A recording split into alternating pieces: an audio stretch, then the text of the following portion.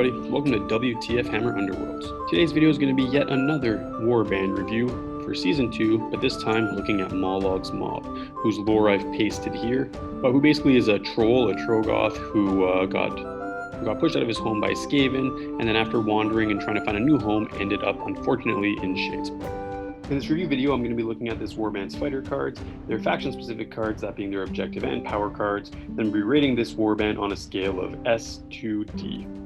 I'm starting by looking at this warband's fighter cards, which contains four very interesting units. This warband's actually pretty fun. Also with a pretty challenging Inspire condition, where all units, including Mollog, inspire once Mollog has received 3 or more wound tokens, which is a little bit dangerous, but let's just take a closer look at each of these units. Starting with the leader, Mollog, who's really a one-man warband. Uninspired, he's very strong. Inspired, he's a beast, using his makeshift club, which is fairly accurate with 2 hammers, but does 3 damage uninspired with knockback 1, going to 4 damage and knockback 2 once inspired, although that knockback is probably never getting used since the units are probably going to be taken out of action immediately once they're attacked by Mollog. And also has his whirling club, which is basically scything 2 swords for 2 damage, then 3 swords for 2 damage when inspired. 7 wounds, 3 move, 1 shield, so defense not good, but definitely a tank.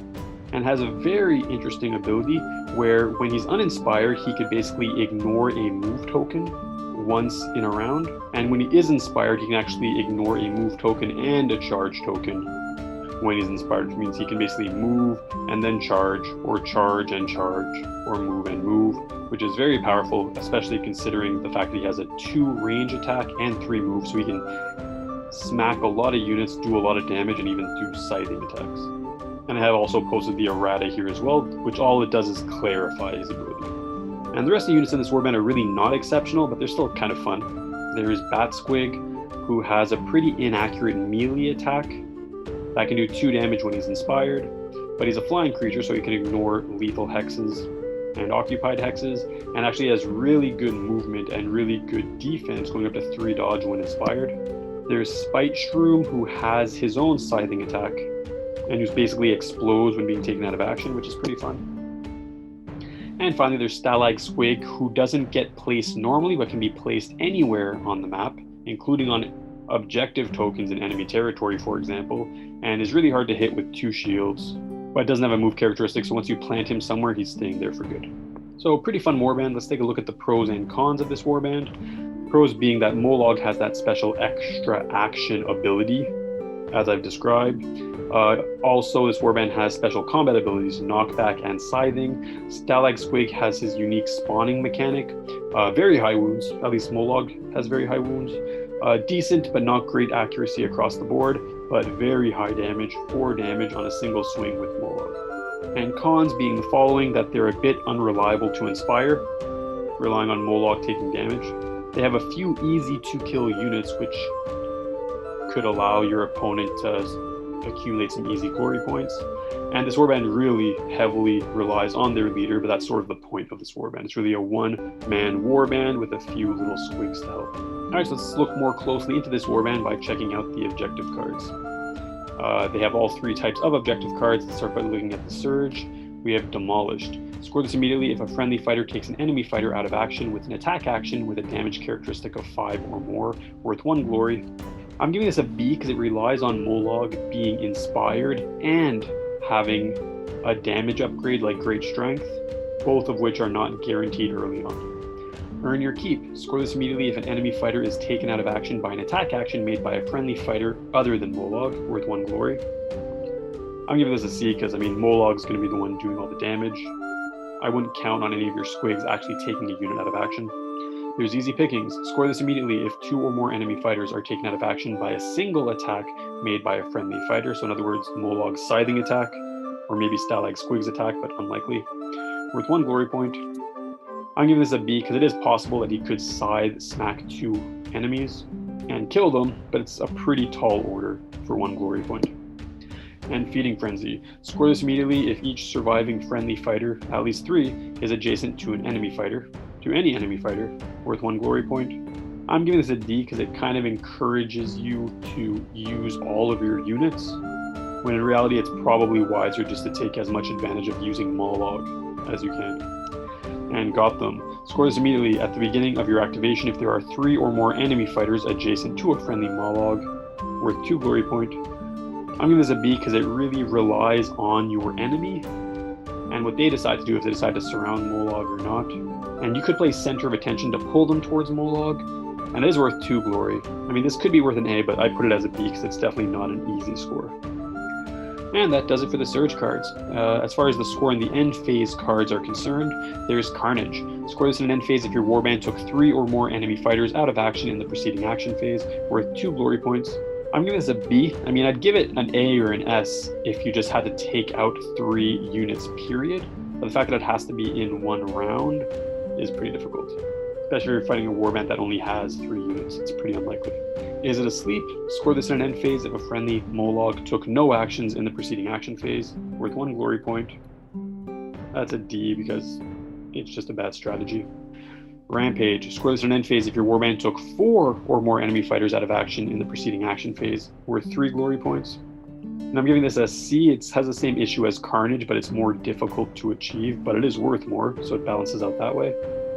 Territorial. Score this in an end phase if no enemy fighters are in your territory, worth 1 glory point. I'm giving this a B because it's possible. I mean, I'd make it worth 2, or just commit to the score in the third end phase card, Denial, which would get you 3. I mean, this one's okay, but definitely not great.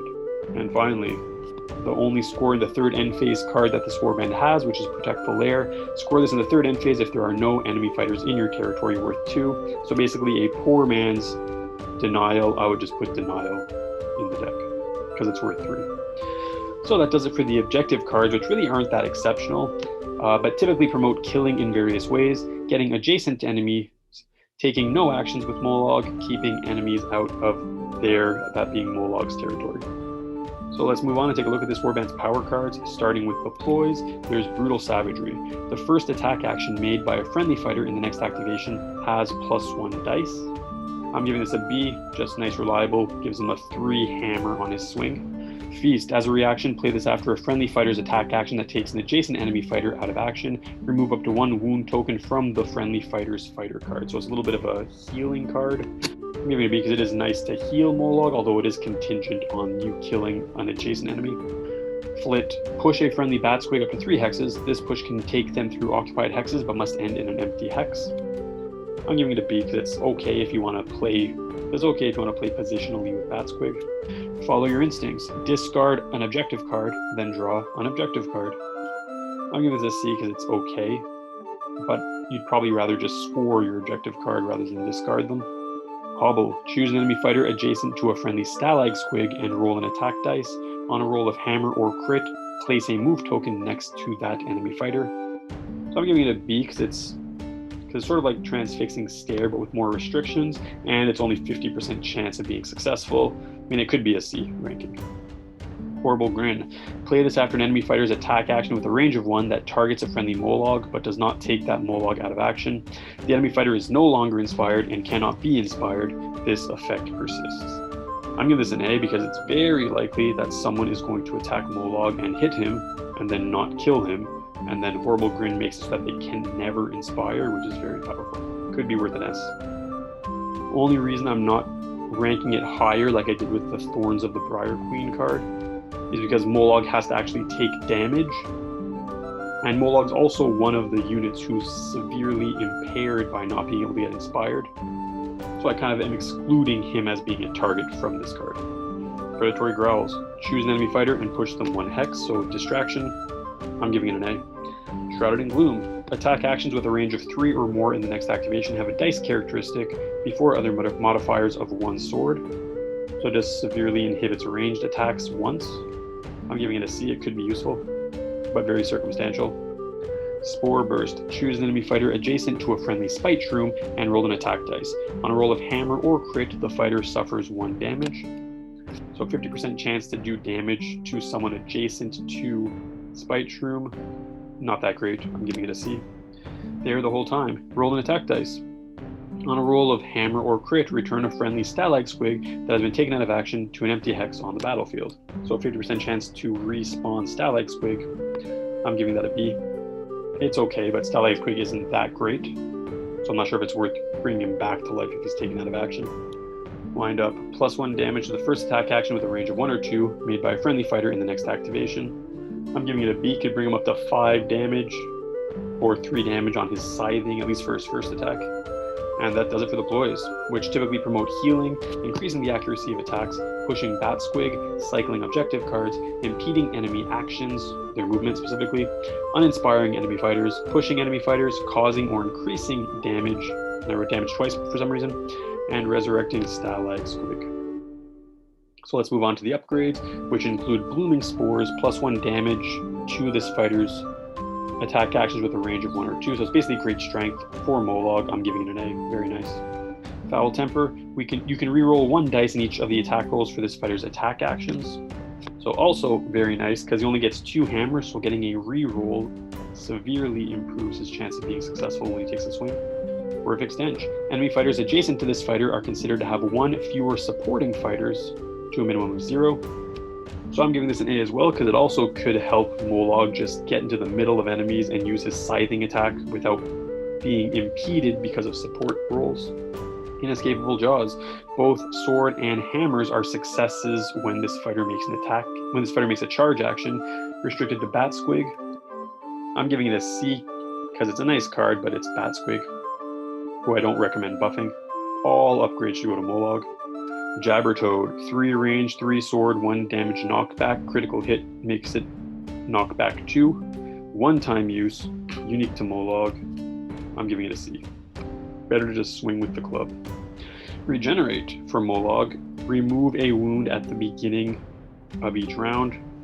I'm giving it a B. It's pretty nice. You can remove up to 2 wounds in a game, assuming you equip this in round number 1.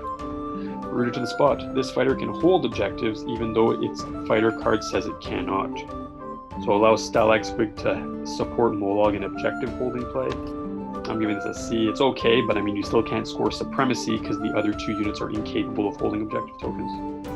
Spark of Sentience, unique to all the minions. Reaction, after this fighter's activation, draw a power card. I'm giving it a B because it's pretty nice. It actually gives some usefulness to Mollog's minions who can just do something mundane and then you still get to draw a power card from it. Spore Cloud. Scatter 2 from this fighter's hex as an action. Any enemy fighter in any hex in the chain suffers 1 damage. Unique to Spite Shroom. I'm giving it a B because it's pretty nice. Although I still do not recommend upgrading your non-Mollog characters. Unswattable. Reaction, after an attack action that targets this fighter and fails, push this fighter up to 1 hex, unique to Bat Squig. I'm giving it a C. For similar reasons that I mentioned, not really worth upgrading your minions, although this isn't a terrible card. And finally, Wrath of Living Rock, unique to Stalag Squig. This fighter's attack actions with a range of 1 have cleave. Also a C. It just makes him better, but it's not really worth making him better. So that does it for all the power cards. The upgrade cards typically promote increasing or causing damage, increasing attack accuracy, removing enemy support, healing Mollog, pushing Bat Squig, drawing power cards, holding objective tokens, and upgrading weapons, although unexceptionally. And this is the big picture overview of all of Mollog's faction-specific cards, which really aren't that great. I mean, there are a few A's and S's, which are pretty much auto-includes, although objectives are really lacking, and most Gambit and upgrade cards are not overpowered by any means. And this brings me to the last section, which is to rate this warband, which I'm actually having a bit of a hard time doing, but I did come to a conclusion on this. This is my overview. That Mollog has lots of wound and hits hard, making him difficult to kill and dangerous to engage. Even attacking him causes him to get inspired, so it's not that rewarding a process. He's very dangerous. There are also a great set of upgrades for Mollog, whether you consider his faction-specific cards or the universal cards, many of which are applicable to just making a fighter more badass. They're perfect for Mollog. His cards make him tougher, make him stronger, make him more accurate, and there are many universal upgrades that can buff him by a lot as well in every meta, and I'm sure in metas to come. Mollog's ability to charge twice causes him to be a large physical threat, although that is locked behind a difficult Inspire mechanic. So Mollog can start off the game pretty slow if he doesn't get inspired early.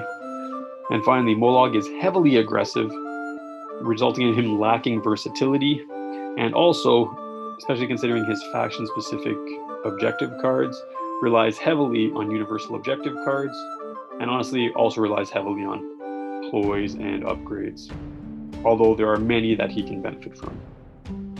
So with this in mind, I ranked Mollog as an A, kind of a lower tier A. I didn't want to put him into the category of B because I feel he's better than that. He is very strong, he is very dangerous, and he does have a lot of potential. He can also be neutered pretty easily if people cater their decks towards just shafting an individual unit. So where does this place Mollog in the big picture? Let's take a look. Well, as I said, I'm placing Mollog in the A tier ranking. I'm putting him after Zarbags though, because I do feel like Zarbags kids are a superior warband with more potential. I debatably would have made them rank B, but at the top of rank B above Sepulchral Guard, because Sepulchral Guard has really terrible objective cards and not a lot of ability to be successful aggressively like Mollog does. So this is my overview. I mean, I could be reasoned to put Mollog into tier B above Sepulchral Guard, but I put him in A behind Zarbags Kids. So that's my video, everybody. I hope you enjoyed it. If you have any thoughts or suggestions, please comment below. Please like and subscribe if you enjoyed this content and would like me to make similar content. In the description, I'm going to be posting a balancing video for Mollog's Mob, which will be suggestions as to how I recommend that Games Workshop tweak this warband in the interest of making them more versatile and making them more balanced relative to the other warbands, which I've also made many balancing videos for. So wait for that video. Hope you all enjoyed this one and have a nice day.